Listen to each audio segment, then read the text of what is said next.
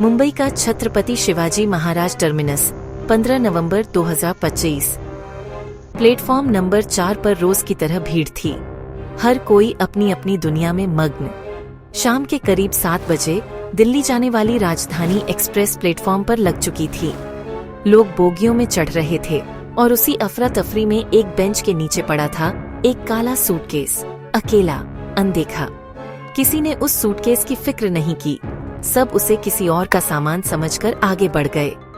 Train के जाने के बाद प्लेटफॉर्म खाली होने लगा। सूटकेस और भी रहस्यमयी लगने लगा। तभी रेलवे पुलिस के एक जवान की नजर उस पर पड़ी। उसने आसपास पूछताछ की, लेकिन कोई दावेदार नहीं मिला। सीनियर को सूचना दी गई, बम निरोधक दस्ता बुलाया गया और प्लेटफॉर्म का वह हिस्सा खाली करा दिया गया। अब सबकी निगाहें सिर्फ उस काले सूटकेस पर थीं। बम निरोधक दस्ते ने सूटकेस की जांच की। स्कैनिंग में विस्फोटक नहीं मिला। जब सूटकेस खोला गया तो सब दंग रह गए। अंदर कपड़ों के बीच एक इंसानी हाथ था, प्लास्टिक में लिपटा हुआ। प्लेटफॉर्म की गहमा-गहमी अब सन्नाटे में बदल चुकी थी। एक लावारिस सूटकेस ने मुंबई पुलिस के लिए एक खौफनाक राज खोल दिया था। सूटकेस खुलते ही बदबू फैल गई। पुलिस और बम निरोधक दस्ते के चेहरे पर डर था। प्लास्टिक में लिपटा इंसानी हाथ, कलाई से कटा, ताजा खून के निशान। यह खबर पूरे स्टेशन पर आग की तरह फैल गई। तुरंत मुंबई पुलिस और फॉरेंसिक टीम मौके पर पहुंची। हाथ को सावधानी से उठाया गया। पहचान के कोई निशान नहीं थे। पुलिस ने सूटकेस और कपड़ों को सबूत के तौर पर जब्त किया। अब सवाल था, अगर हाथ यहाँ है तो बाकी शरीर कहाँ? मीडिया में ब्रेकिंग न्यूज, रेलवे प्लेटफॉर्म पर सूटकेस में मिला इंसानी हाथ। शहर में सनसनी फैल गई। पुलिस पर दबाव था कि केस जल्दी सुलझाया जाए। केस क्राइम ब्रांच को ट्रांसफर हुआ। इंस्पेक्टर विवेक को जांच सौंपी गई। विवेक ने घटनास्थल पर पहुंचकर चश्मदीदों से बात की। उन्हें समझ आ गया था, ये कत्ल मामूली नहीं बल्कि एक शातिर दिमाग की चाल है। इंस्पेक्टर विवेक ने केस संभालते ही टीम को 2 हिस्सों में बांटा।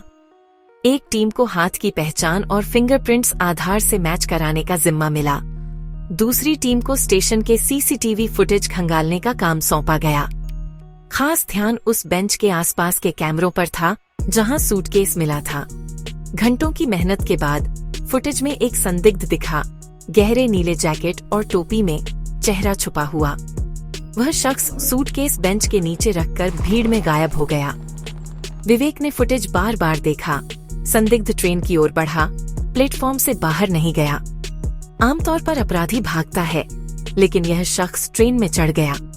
विवेक को शक हुआ, क्या कातिल शहर छोड़ रहा है या यह सिर्फ एक और चाल है? अब फोकस राजधानी एक्सप्रेस पर था। विवेक ने अगले स्टॉपेज पर सुरक्षा बढ़वाई और संदिग्ध की तस्वीर भेजी।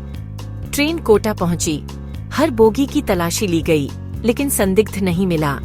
नीली जैकेट वाले कुछ लोग मिले, पर कोई मेल नहीं खाता था।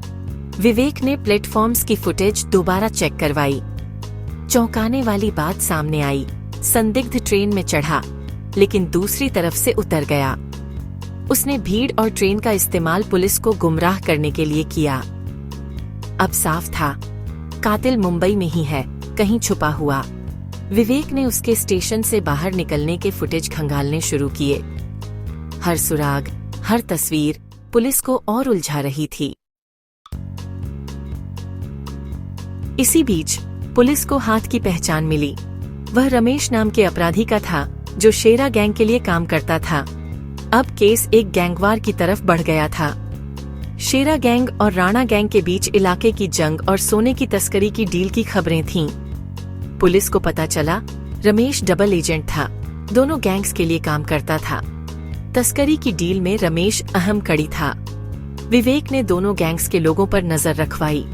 पूछताछ में खुलासा हुआ, शेरा को रमेश के डबल एजेंट होने का पता चल गया था।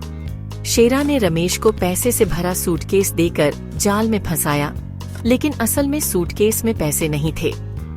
यह सब एक बड़ी साजिश थी, जिसका अंत रमेश की मौत से हुआ। विवेक को सूटकेस में पैसे न मिलने पर शक हुआ। क्या सूटकेस बदल दिया गया था? फॉरेंसिक टीम ने सूटकेस की दोबारा जांच की। अंदर छुपा एक गुप्त तहखाना मिला। उसमें नोटों की जगह कागजात और एक पेन ड्राइव थी।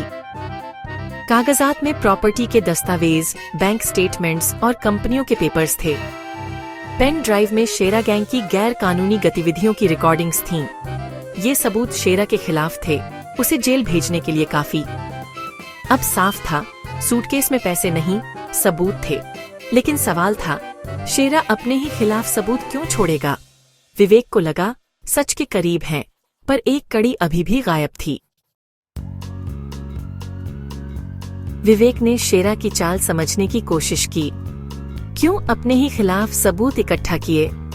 शेरा को पता था कि रमेश डबल एजेंट है और राणा गैंग धोखा देने वाला है। उसने रमेश को पैसे का लालच देकर ट्रेन में भेजा, लेकिन असल में सूटकेस में सबूत थे। रमेश को ट्रेन में चढ़ने से पहले ही मार दिया गया। शेरा ने रमेश का हाथ काटकर सूटकेस में रखा और प्लेटफॉर्म पर छोड़ दिया। पुलिस को उलझाने के लिए उसने ट्रेन में चढ़ने का नाटक किया। उसकी योजना थी राणा गैंग पर शक जाए, खुद को पीड़ित दिखाए।